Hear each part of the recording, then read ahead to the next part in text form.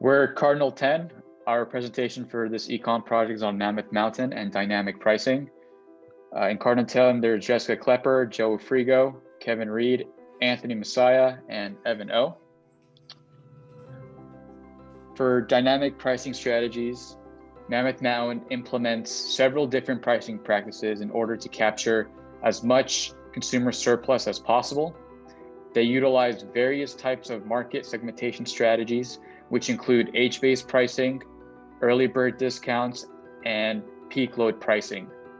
In addition to traditional market segmentation strategies, Mammoth also utilizes a dynamic pricing strategy. With unpredictable weather conditions and irregular revenue consistency, this model really makes the most sense.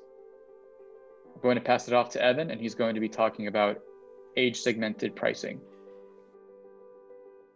All right, thanks, Tony. So one type of market segmentation strategy that Mammoth implements takes the form of age-based pricing. And as you can see in this chart, Mammoth charges adults aged 23 to 64 the highest entrance fee at $79. This is followed by young adults and seniors at $65 and children at $32. Adults are charged the highest fee for a lift ticket because they represent the most inelastic segment of the population. The major factor influencing this is likely income. So adults who make more money are less likely to be affected by higher prices. Meanwhile, seniors who are retired and young adults who don't make as much money are more price elastic. And finally, children are charged the lowest fee, and this is not because children themselves are price elastic, as they would never visit Mammoth by themselves, but because they're most likely going with their parents or family, and the family needs to consider the opportunity cost of leaving the kids at home versus taking them along on the trip. So Mammoth charges a price that is likely to be lower than the price of a babysitter or other form of childcare. In addition, Mammoth offers a military discount. We believe that this is because military people have time constraints that increases their opportunity cost and makes them more price inelastic. All right, and that is it for the age segmented pricing, and we'll move on to the next slide. I'm here to talk about time-based pricing. Mammoth also implements a time-based pricing strategy by offering an early bird discount, which gives a 44% discount to customers who purchase their tickets before November 16th. This strategy splits the market into two segments, early and late purchasers. Early purchasers are more likely to have a higher price elasticity because they have more options and substitutes available to them. Late purchasers are presumably more inelastic because later in the season, they purchase lift tickets, the less likely they will be able to find alternatives. Earlier in the year, the demand curve is less for ski tickets. This allows Mammoth to hedge their risk against future potential lower demand. In a normal season, you can see here that the demand curve actually shifts to the right from early bird to regular because the demand increases later in the season. The early bird consumer surplus is smaller than in the regular pricing segment. And I'll pass it off to Joe.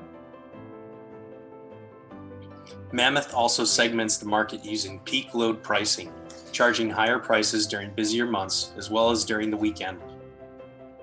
For example, Mammoth charges the highest fee for lift tickets during the months of January and February, when skiing conditions are the best.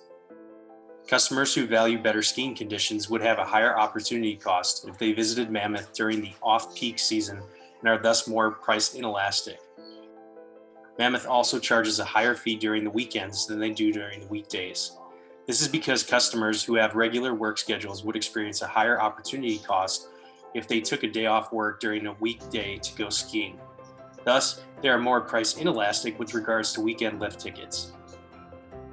Marginal cost is high during these peak periods because of capacity constraints. Mammoth shifts these prices so the marginal revenue equals the marginal cost for these peak periods to account for differing demand curves. This increases Mammoth's profits as well as the consumer and producer surplus instead of having one set price for all periods. And now Kevin will talk about other dynamic pricing strategies. Thanks, Joe. So finally, part of our dynamic pricing strategy involves ticket prices, which are continuously adjusted based on weather conditions. If conditions are expected to be great, then ticket prices will rise, reflecting an expectation of a higher demand. The opposite is true as well. However, customers that bought their tickets early also run the risk of paying more upfront for a day that ends up being suboptimal. In a way, this is beneficial for Mammoth. When weather conditions are ideal, consumers who value skiing conditions will exhibit more price inelasticity and will tolerate a higher entrance fee. Through dynamic pricing, Mammoth can make quick changes to its prices and optimize profits. As an example, we see an article here from the Los Angeles Times during the 2019 season. That season saw above average snowfall, and ticket prices across California, including Mammoth, rose 12 to 15% in season. So a few benefits of dynamic pricing are that the company can make quicker changes to their prices and increase profits, and the company can stay aware of market changes and can act with flexibility. This really allows Mammoth to have their pricing reflect current demand. While Mammoth Mountain does not offer its own season pass, some third-party vendors, such as ECON, sell season passes that grant access to a variety of destinations, including Mammoth Mountain. While these passes are often several times more expensive than a typical lift pass, they target a very particular segment of the market. On average, a consumer who buys a season pass would need to visit Mammoth around 8 times during the season in order to break even. Anyone who visits more frequently than this would see an opportunity cost if they did not purchase a season pass and are thus more price inelastic and willing to pay the premium for a season pass. With the pricing discrimination and segmentation of season passes, Mammoth can reduce the risk of poor weather skiing conditions and make up the profits lost on those days by charging an upfront fee for a season pass. Charging different prices for the season passes by offering a regular and base pass without blackout dates, Mammoth can capture consumer surplus from different consumers with varying income levels when demand for skiing is low. And that concludes our presentation on Mammoth Mountain's pricing strategy.